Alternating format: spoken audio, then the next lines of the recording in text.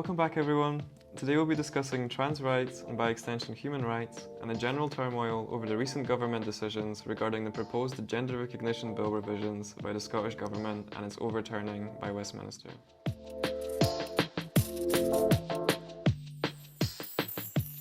Trans people have been able to change their passports and driving licence to indicate their preferred binary gender since at least 1970.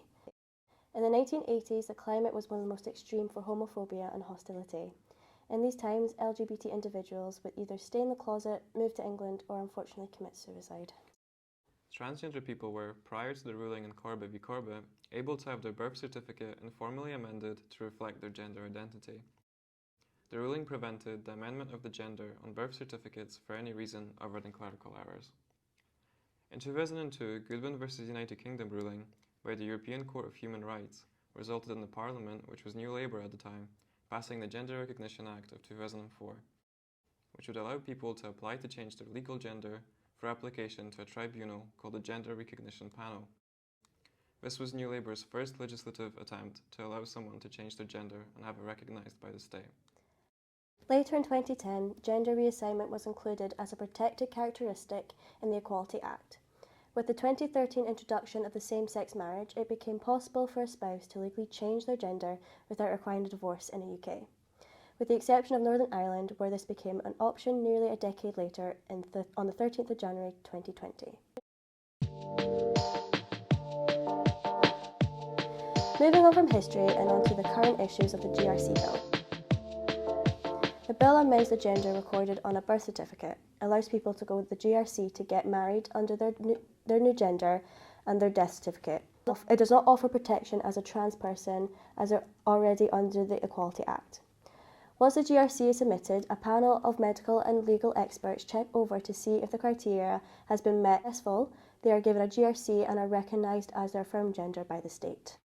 54 SNPs, 3 Tories, 4 Lib Dems, all of the Green Party, and 18 Labour MPs in Scotland voted for the bill, which the Scottish Government uses to argue that it has cross-party support. The way in which UK governments function is that some powers are reserved, meaning Westminster has power over it. Some are devolved, meaning that the Scottish Government can make choices around it.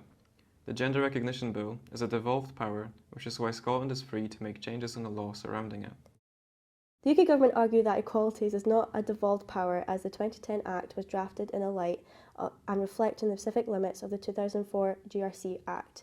The relative difficulty with which a person would legally change gender, the bill would then alter the balance. Westminster argues that single-sex groups would change the profile and number of people that groups could then exclude, such as all-female groups, which would then go against the Equality Act. Government UK also argues that it would impact equal pay. Someone of a GRC could have been a previous gender for a long time in their career prior to switching, which would make comparisons for equal pay harder, having an effect on the Equalities Act, which in turn would mean that the bill affects yet another aspect of reserved law. Scotland argues trans women can be excluded regardless of the bill. The SNP are furious in this first time the Section 35 has ever been used. The consultations began in 2017. 15,000 responses, 60% being positive. It was only blocked at the last moment. They have since set up court date to dispute this.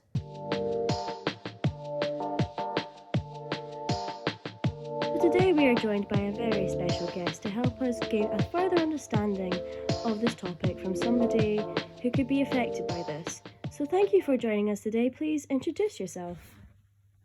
Hi, I'm Em and I go by they, them pronouns. So as a member of this community, what are your personal thoughts on Westminster blocking the GRC bill? I believe that the government is right to block the bill. I think that medically transitioning is a complex and significant thing which has serious effects on the body. And I don't think it's a decision that can be made by someone under 18. That's not to say that I don't think someone under 18 can be trans or know they are trans and shouldn't be able to socially transition. I think experimenting with clothes and pronouns should never be restricted. I believe a child knows that they are transgender from a young age. However, the intricacies of transitioning are complicated and have a serious impact on, for example, like future fertility. And I think this kind of foresight is something that teenagers lack and then will go on to develop with age. Also, there are many deeper psychological issues that could be connected to gender dysphoria, and getting to the root of them before medicalizing a child is, in my opinion, the smarter move and will improve quality of life in the long run. For example, past trauma can impact someone's likeliness to develop gender dysphoria, so treating that first for me would be the obvious decision. You mentioned gender dysphoria. What's your opinion on the proposal to remove it from the bill as a requirement? I believe this is honestly ridiculous. No one should transition without gender dysphoria. I think it's a sure way to then develop gender dysphoria after the treatment. A medical transition is literally just a treatment for the condition of gender dysphoria. So taking it out of the equation makes medically transitioning no longer a life-saving treatment for transgender patients, but like a cosmetic procedure for anybody experiencing like some form of body dysmorphia. We don't treat body dysmorphia with cosmetic surgery on the NHS. So removing gender dysphoria from the restrictions means that trans surgeries stop being for and about trans people and about the condition of being trans. So I think it's a bad idea. And what are your thoughts on trying to change the waiting period, putting it down a year as identifying in a different way? I don't think it's a great idea. I believe that a social transition is extremely important, not only to make sure that someone is certain about fully transitioning medically, but also to understand like the lived experiences of the gender they are transitioning to. So the issue with shortening it is that the individual is not like granted these benefits, which might negatively impact them or make their transition more difficult. Well, thank you very much for joining us today. Thank This you. really helped us gain a better understanding of this topic. But that's all we have time for today. Hopefully this was very informative and showed this issue in a different light. Thank you very much for listening, and we hope you enjoy your day.